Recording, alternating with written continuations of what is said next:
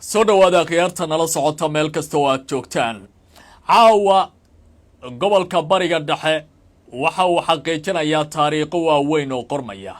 Xasuuso ayaa dhacaya waxaana la qori doonaa facaad soo yaalo weligeed laga sheekayn doono. Haddii ay dab noqdaan dowladda Iiraan inay weysay Cali Laarajani, faylasuufarkii generaalkii iyo ninkii malafka amniga gacanta ku hayay muddo dheerna soo hogaamiya hay-adaha fikirka iyo kuwa baarlamanka waddanka Iiraan. Maxay uga dhignaan karaysaa dowladdaasi? maxaase ka jira dilka Suleymani ninkii hogaaminaya ciidamada gaarka ee Basaaj la yiraahdo oo dowladdaasi Iiraan ka tirsan? haddiise Israa'iil sidan dhibka yar ay u beegsanayso mas'uuliyiintii sarsare, maxay ka dhigan tahay waddanka Iiraan dagaalka ay ku jiraan? maxaa ku dhacay hay-adihii sirdoonka ee waddankaasi? warbixin ayaan idinkaga hayaa arrintan oo aan si gaara ugu eegi doono dhacdooyinka dagaalka ee gobolka Bariga Dhexe, mustaqbalka dowladda Iiraan, hogaamiyaasheeda sida tabarta yar loo beegsado markasta, iyo calaamad su'aal ka dhex jira hogaamiyaasha sarsare ee dalkaasi. si gaar ayaan arrintaasi u falanqaynayaa. waxaan sidoo kale kor istaagi doonaa madaxweyne Trump oo dhabarka laga wareemay, dildilaaca aqalka cad ka jira iyo weliba iscasilaada Gio Kente ninka hogaaminaya hay-addii la dagaalanka argagixisada, sirdoonkii muddada dheer ninka ka shaqaynaya CIA-da, iyo weliba qirashadii la yaabka lahayd uu ku sameeyay warqadda iscasilaada eedda loo jeediya warbaahinta, iyo weliba Trump culeysyada ku sii badanaya daqiiqadba daqiiqada ka dambaysa.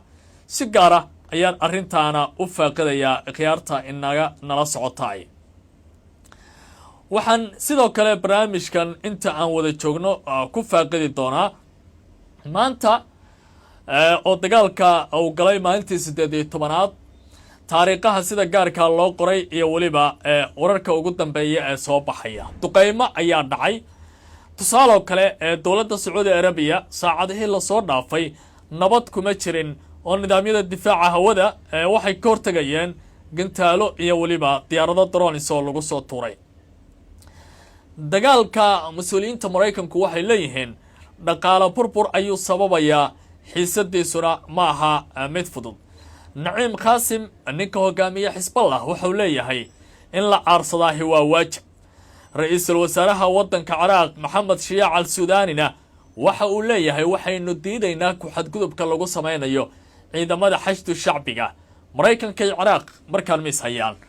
wararkii ugu dambeeyay ayaan sidoo kale faaqidayaa khiyaarta inala socotay. maanta nidaamka Israa'iiliyiintu iyo weliba ra'iisul wasaare Benjamin Netanyahu waxay ku dhawaaqeen in la dilay mid ka mid ah hogaamiyaasha ugu sarreeya dowladda Iiraan, nin loo filayay in uu noqdo murshidka ugu sarreeya waddankaasi ee mararka qaar sigayaba inuu bedelo aayatullaahigii la dilay Cali Khamenei ka hor mujtaba inta aan loo magacaabin xilka ugu sarreeya. saaxiib gaara oo ninkaasi uu lahaa ayuu ahaa, waana nin lagu magacaabi jiray madaxa fikirka iyo falsafada ee nidaamka ku jira. generaal Gaamurey iyo weliba nin xagga fikirka iyo warbaahinta aragti dheer ka haystay, iyo weliba nin muddo badan hogaaminaya baarlamanka waddanka Iiraan. ninkan ka hadlayo waa ninka dowladda Iiraan ay maanta sheegeen in la qaarijiyo Cali Laarajani. waxa uu ku dhashay gudaha waddanka Ciraaq, waxaana uu ka soo jeeday qoys asalkiisa lagu tilmaamayay aqoonta diinta inay ku wanaagsan yihiin ka hor intaanay u soo gudbin magaalooyinka Qum iyo Mashhad, halkaasi uu ku barbaaray kagana soo baxay meelaha diinta iyo weliba maxdarada kala duwan ee kitaabada lagu akhrinayay, ilaa uu noqday sargaal sare oo saameyn ku leh waddankaasi, bartay cilmiga falsafada reer galbeedka, amniga, generaal ka soo noqday, isla markaana baarlamanka waddankaasi soo hogaamiyay. hadda waxa uu gacanta ku hayay malafka ugu sarreeya ee amniga waddanka Iiraan. maalmihii la soo dhaafay madaxweyne Trump iyo isaga ayaa warbaahinta isku hayay, waxaana uu tilmaamayay dowladda Mareykanku inay ka jawaabi doonto amaba ay guran doonto miro dhunkaal ah haddii dagaalkan uu sii socdo. ku xadgudubka dowlad sidoo kale Iiraan oo kale inta ahna aysan noqon karayn mid lagu degdegi karaya marka si guud loo eego. haddaba maqnaashiyaha haddii ay suuragal noqoto Laarajani iyo Qulaam Ridda Suleymani labaduba maxay uga dhigan tahay dowladda Iiraan? tani ma lagu tilmaami karaa waqtigii gabagabada madaxda ugu sarreysa ee waddankaasi. muxuu qorayaa telefishinka Al Jazeera. iyadoo ay sii kordhayso wararka la xiriira weerarada lagu beegsanayo hogaamiyaasha sare ee Iiraan ayaa indhaha lagu hayaa saameynta ka dhalan karta haddii ay jiraan suurtagalnimada geerida shakhsiyaad muhiim ah sida Cali Laarajani iyo waliba Ghulam Rida Suleymani. ilaa iyo hadda dowladda Iiraan si rasmi ah uma xaqiijin dhimashadooda xaaladan labada mas'uul, taasi oo abuurta hubanti la'aan siyaasadeed iyo mid amni. ilo ku dhawaa Laarajani ayaa sheegay in bayaan rasmi ah la filayo goordhow inuu ka soo baxo dowladda Iiraan, iyadoo laga yaabo in ay cadaynayso xaaladihii ugu dambeeyay iyo jiraalka wararka nimankan lala xiriirinayo dhimashadooda. khabiiro ku xeel dheer arrimaha Iiraan ayaa tilmaamaya in ilaalada kacaanka ay si weyn u xakameeyeen awoodda dalka, gaar ahaan dhinacyada amniga iyo militariga. waxaana sidoo kale la sheegay in xiriirka u dhaxeeya hogaamiyaha cusub ee Mujtaba Khamenei iyo waliba hay-adaha militariga uu sii xoogaysanayo, taasi oo ka dhigaysa in ciidamada ilaalada kacaanku ay yihiin kuwa saameyn ballaaran ku leh guud ahaanba dalkaasi. falanqeeyaasha ayaa aaminsan haddii ay labada nin meesha ka maqnaadaan oo ay soo baxaan wararka sheegaya dhimashadooda, waxay abuurmi doona 3 ama 4 jid oo kala duwan oo ay suuragal tahay midkood dowladda Iiraan inay qaadi doonto inay awoodda si buuxda gacanta ugu aruurto hay-adda amniga iyo militarigu, in ay la yareeyo kaalinta siyaasiyiinta dhexdhexaadka ah ama isbedelada ku jira, oo meeshan dhan laga waayo doorkii siyaasiga ahaa, oo wixii hadda ka dambeeya kacaanku ay noqon doonto mid ku aruursan ciidamada, iyo in ay soo baxaan hogaamiyaal ka adag kuwa maanta baneeya boosaska, taas oo noqonaysa in Israel iyo Maraykankuba ay guranayaan miro dhunkaala. waa sida ay tilmaamayaan qubarada sare. dhinaca kale, Basaaj ninkii hogaaminaya ee Ghulam Rida Suleymani ayaa weli sii wada howlgalladii gudaha waa hay'adda Basaaj, inkastoo ay jiraan warar sheegaya in la beegsaday hogaankooda. ciidamadan ayaa door muhiima ka ciyaara xakamaynta bulshada iyo guddiga amniga iyo waliba sugidda nabadgelyada, iyagoo leh shabakado ballaaran oo ku firirsan guud ahaanba dalkan. hay-addan waa kuwa sida gaarka u bartilmaameedsanaysa sirdoonka ee Israel iyo kuwa reer galbeedka ee waddankaasi ku dhuumanayay. inkasta oo dilalka noocaanihi ay keeni karaan guulo dhinaca sirdoonka ah oo ku meel gaar ah, haddana khubaradu waxay sheegayaan in nidaamka Iiraan uu leeyahay awood uu si dhaqso ah ugu buuxiyo boosaska bannaan, inkasta oo ay ka hortagayaan burbur degdega oo ku yimaada qaab dhismeedka dowladda. dagaalkan sii soconaya maxaa lagu tilmaamayaa, muxuuse yahay soo laabashada dilalka mas'uuliyiinta loo geysanayo dowladda Iiraan? maanta uu dagaalku soconayay maalintii 18aad, Iiraan iyo isbahaysiga Maraykanka iyo Israel waxaa la arkay horumar culus oo ugu muhiimsan yahay in dib loo soo celiyo dilalka mas'uuliyiinta, taas oo u muuqanaysay markii ugu horeysaba in Maraykanku ay raadinayaan raaligelin, sidaas darteedna ay meesha ka saareen dilalka mas'uuliyiinta. duqaymo ay fuliyeen Maraykanka iyo Israel ayaa lala beegsaday magaalooyin ay ka mid yihiin Tehran, Siraash, Tibris iyo Bandar Abbas, iyadoo la sheegay in la burburiyay xarumo militari iyo goobo lagu farsameeyo gantaalada. wararka gudaha Iiraan ka imaanaya ayaa tilmaamaya in dad rayida ay ku dhinteen weeraradii ugu dambeeyay. isugeynta wadarta dhimashada ee dalka Iiraan ayaa cagacagaynaysa 1444 ay ku jiraan madax sare iyo waliba caruur iyo haween iyo dhinacyo kala duwan oo rayida. dowladdu waxay leedahay dhaawacyadu waxay gaarayaan 20,000 oo qof, taas oo muujinaysa in dagaalka lagu riiqmay. mas-uuliyiin Iiraani ah ayaa sheegaya in jawaabtoodu ay noqon karayso mid ka hortagaysa weerarada mustaqbalka, halka gudoomiyaha baarlamaanka Maxamed Baaqir uu sheegay in isbedeli doono gobolka bariga dhexe oo Israel iyo Maraykankuba ay la kulmi doonaan wax aysan filanayn. inkastoo uu dagaalka sii socdo, waxaa la xaqiijiyay in marinka shidaalka ay sii maraan Hormuz hadda si kumeel gaara loo furay, inkastoo Israel iyo Maraykanku ay caqabada kala kulmayaan. Israel weerarada ay qaadaysa waxay noqdeen kuwa haba yaraatee aan muhiim u ahayn in xaaladdu ay sii socoto. iiraan ayaa qaramada midoobay u sheegtay in amni darrida gobolka ay ka dhalanayso dagaalka Maraykanka iyo Israa'iil mid dowlado fara badan aysan mahadin doonin.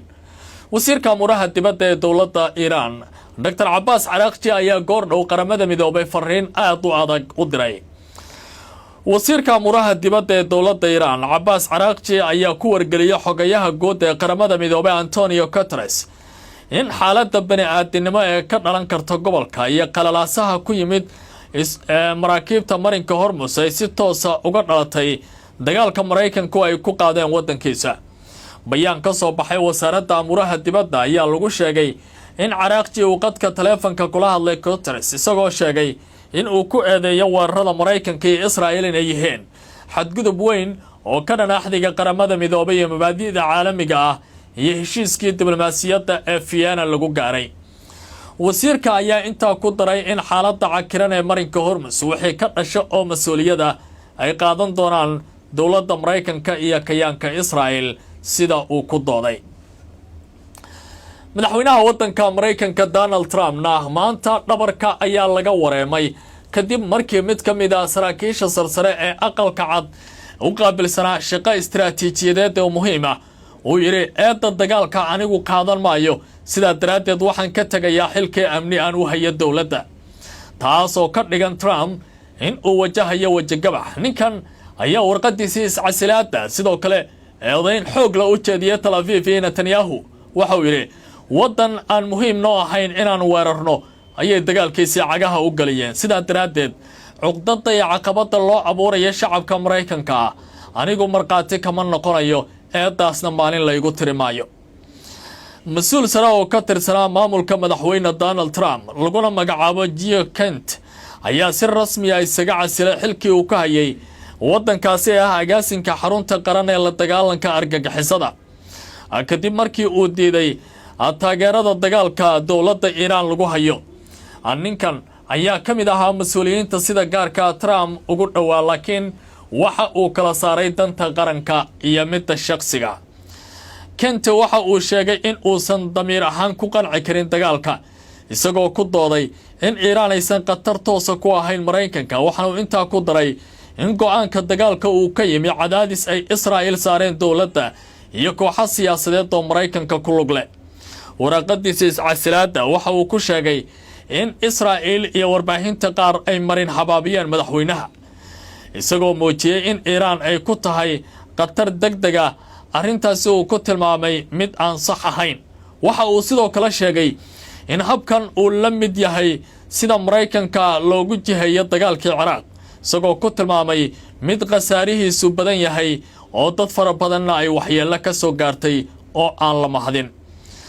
mas-uul ka tirsan dowladda ayaa sidoo kale muujiyay walaaca ku saabsan dirista jiil cusub oo ka mid ah askarta dowladda Maraykanka kuwaasi oo la geliya dagaalka ka soconaya gobolkaasi. Kent waxa uu sidoo kale ahaa askari muddo dheer ka shaqaynaya ciidamada Maraykanka. waxa uu sidoo kale ka soo howlgalay hay'adda qaran ee sirdoonka dibadda ee CIA-da. intuu xilka haya waxa uu ahaa mas-uulkii falanqeynaya qataraha argagixisada iyo bixinta talooyinka istiraatiijiga ah.